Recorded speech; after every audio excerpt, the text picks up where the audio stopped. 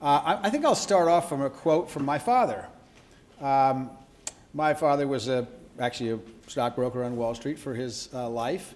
Very interesting guy, huge personality, and we had our conflicts. But I remember when he passed away about 10 years ago, one of the things that he told me that I've never forgotten is when he was about my age and I was in my 30s or 20s, he said, I have one thing that I have a big advantage of you, even though I'm much older, and that is I can look backwards as well as forwards. And I never forgot that. It's one of the things that parents don't understand is their kids actually do listen and absorb when they are pretending as hard as they can that they aren't paying any attention. They're really absorbing. And so I want to give my little talk in the spirit of that. I am going to be limited strictly to 20 minutes, and then we'll do 10 minutes of Q&A. And Jackie is going to do the MC jobs because she can be much tougher about cutting off long-winded questioners than I can, and much tougher about cutting off long-winded speakers than I can. So let me just make a couple of observations. First of all, I thought Khalil did a great job opening. And the reason I thought that is because we start from a position not only of interdependence, but of a sense of justice.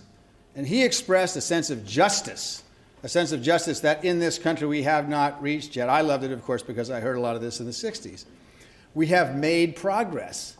But every time we start thinking about the progress we have made, we have to also look at all the progress that we have yet to make. And it is still enormous.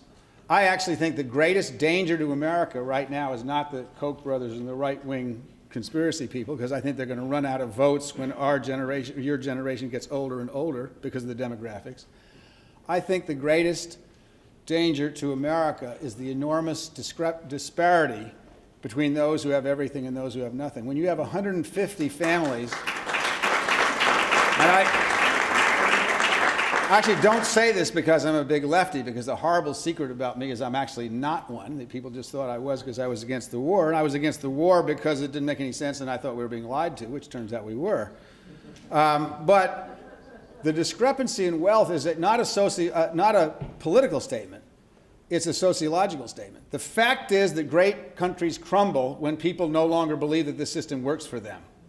So it is in the best interest of every investment banker making $50 million a year that they think about what they are going to do to make sure that the people in the bottom benefit from this system. Because if they don't, this system won't survive. And that is a fact.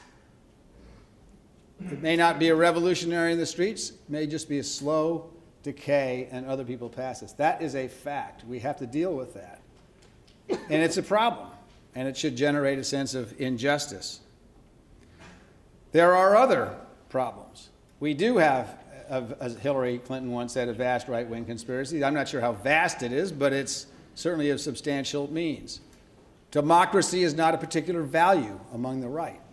31 states since 2010 have passed legislation which limits the right to vote. And some of them, the Speaker of the House in New Hampshire, have been explicit about it. College kids shouldn't vote because they're too liberal and they don't know anything. And then they in the University of in the state of Texas today, if I'm not mistaken, if anybody's here from Texas, they can correct me. It is the state law stuck into some voter limitation bill that a Texas ID from the University of Texas, a state institution, is not sufficient to allow you to vote. Michelle Alexander was only partly right. This is not the new Jim Crow just for black people.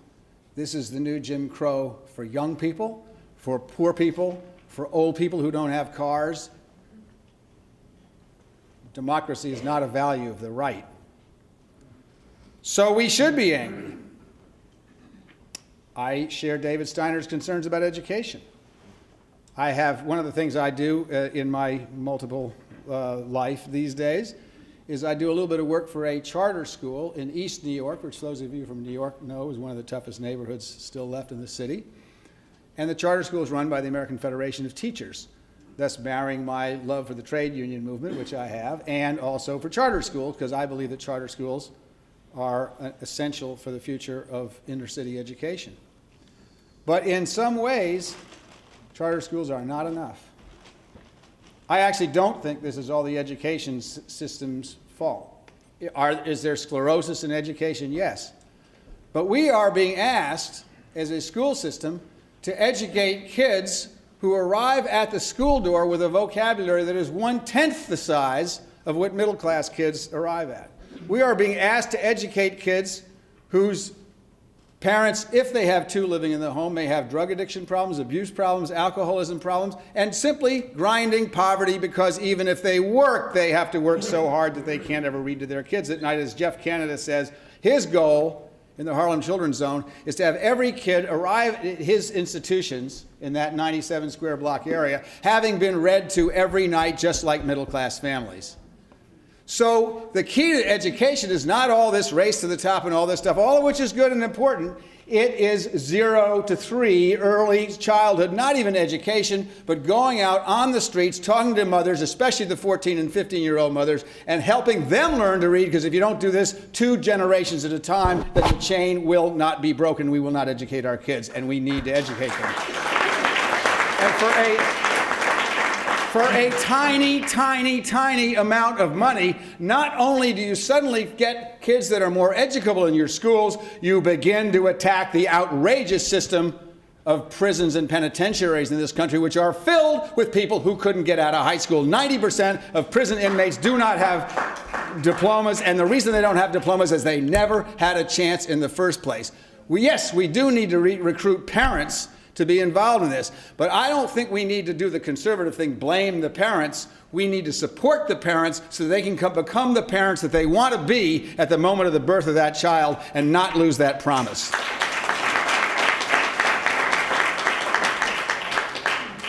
Now, I want to take you back to November 7th in 2008.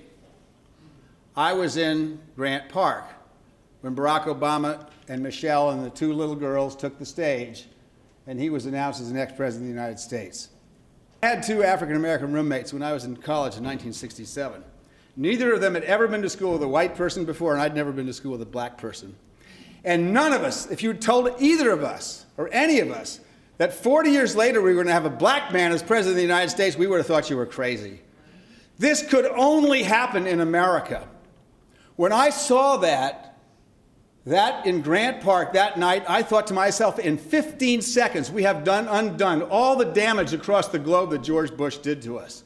All the Europeans were looking at us and saying, oh my God, America has surprised us again.